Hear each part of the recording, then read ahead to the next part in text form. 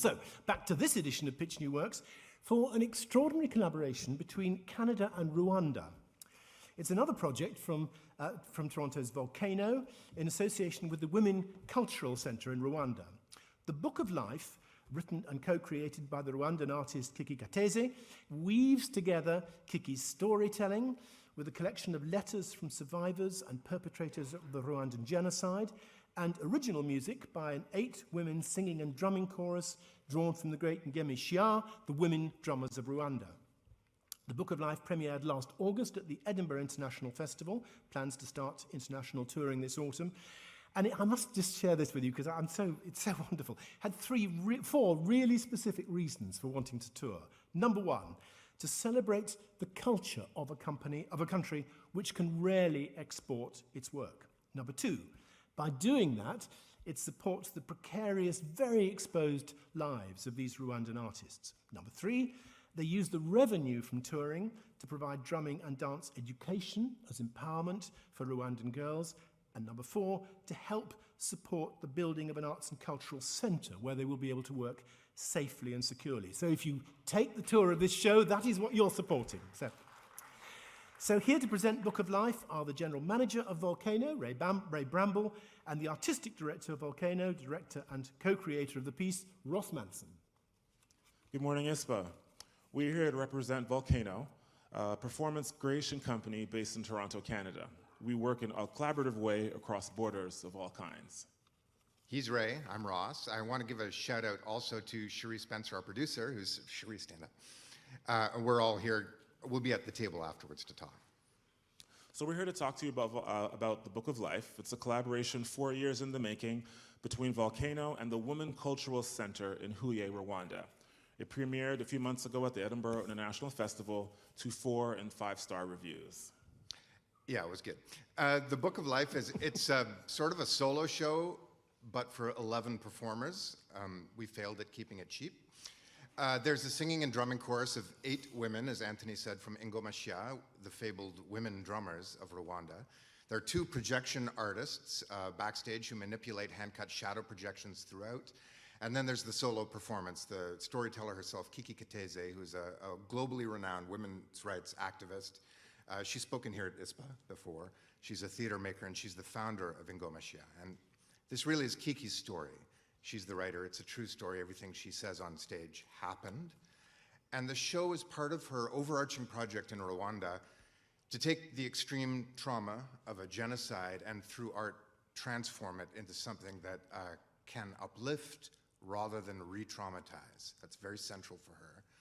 And for anyone who sees it, for anyone who's experiencing trauma, and we know there's a lot of that on Earth right now, this is a very humane, hopeful, and almost unbelievably joyous experience.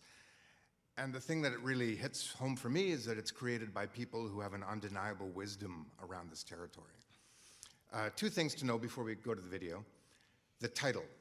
The Book of Life is an actual object. It's on stage. It's a binder of hundreds of letters that Kiki solicited from orphans, from widows, and from murderers, written to the people who are gone. It's a collective act of resurrection achieved through a very simple literary form.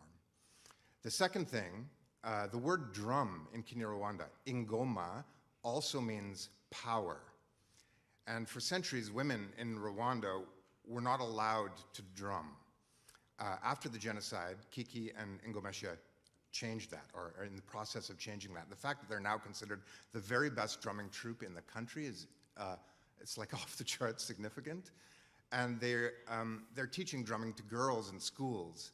They're literally empowering girls and women in the country. The video we're going to show is from last August at EIF. The reception was a producer's dream. Let's have a look.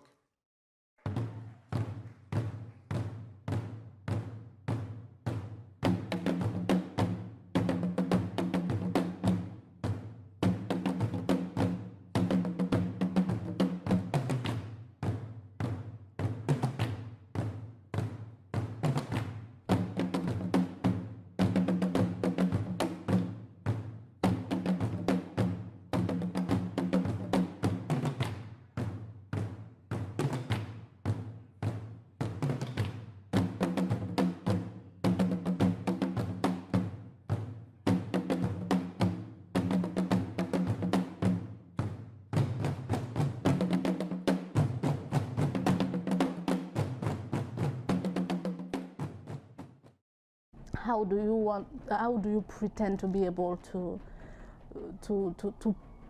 pour life in a genocide? It's all about death. Is it going to be this subject that will always be bleeding? Are we talking only about blood and everything? Is it possible to create an appeased memory of the genocide? Is it possible to find peace?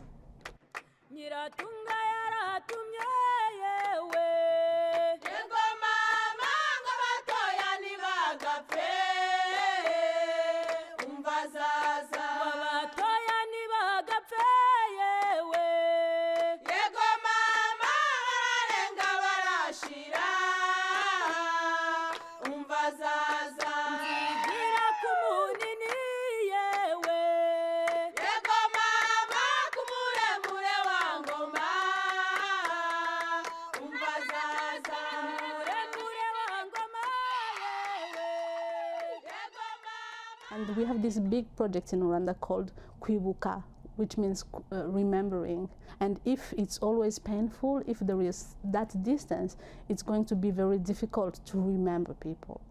And the letters, they did it. It was literally these things when you write, you just bring life. My name is Gakireka Teseodil, but everyone calls me Kiki. And these women are my friends, my co-workers. We are part of Ingomasha, the women drummers of Rwanda.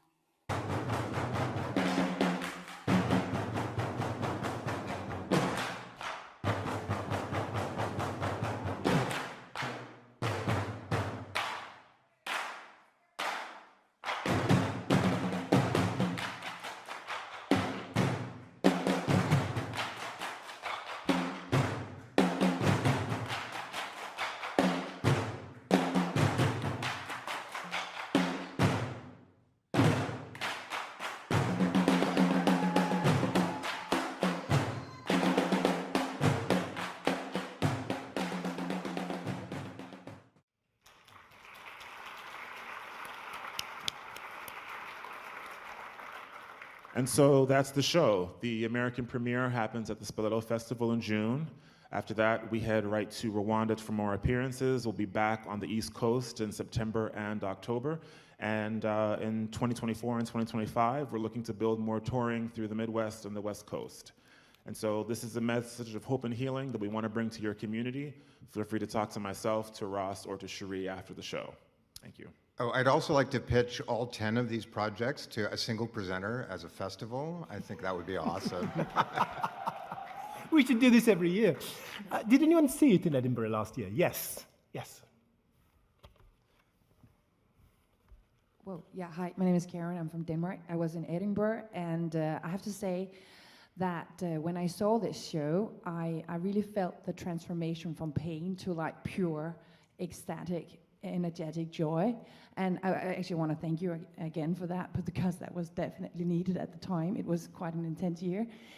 So yeah, I can only recommend it. There was so much, this transformation, that was amazing. Thank you. Thank you very much. You talk a little bit about ancillary programming. Say a little bit about what kind of ancillary program you would take. Kiki loves to talk about the show, so talkbacks are definitely a possibility. In Rwanda, when we did the show, the talkbacks lasted 2 hours and were in 3 languages. In Edinburgh, they were a little shorter, like 20 minutes or so. But the drummers also teach drumming. They'll teach drumming to kids or to adults, and they'll also give drumming demonstrations. So there's a possibility of another little extra show. And you see that. They're insane. They're amazing. Yeah. Any other questions? Okay, thank you both very much indeed. Thanks, Anthony.